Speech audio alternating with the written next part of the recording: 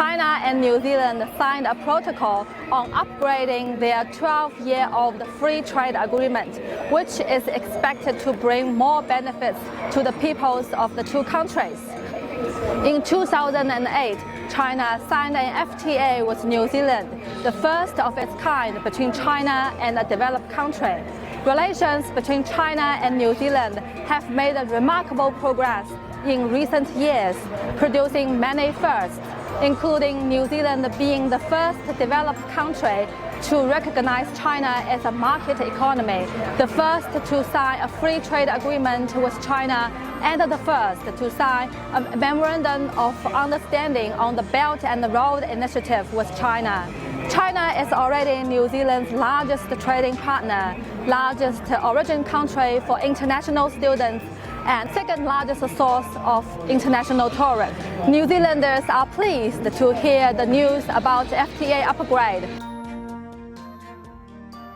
Just this week, on Tuesday, New Zealand and the People's Republic of China signed an upgrade to our free trade agreement, something we've been working on for some time, a really important milestone for both countries and emblematic of the strength of our relationship. There's obviously an immediate benefit in terms of trade returns. We know that dairy products were already slated to be tariff-free by 2024. That was under our previous FTA signed in 2008. But for this one, we now know that a number of paper and wood products will become tariff-free. This is a good step forward for us, and will relate into cash returns for New Zealand exports. And what the upgrade does is allow New Zealand to catch up with other countries that have entered free trade agreements with China. So we're sort of getting back onto a level footing.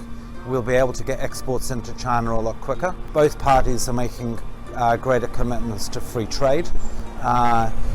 China's committing to faster processing with New Zealand goods, and also New Zealand is opening its borders more to receive.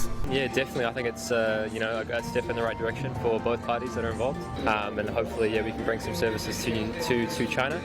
Hopefully, we can also get some services back as well. I think this free trade agreement is going to really benefit the economy, especially with the hit we've taken with the COVID. I think that's a really great decision if it happened, because it's very great, because it's helped the economy in New Zealand with the improve of income.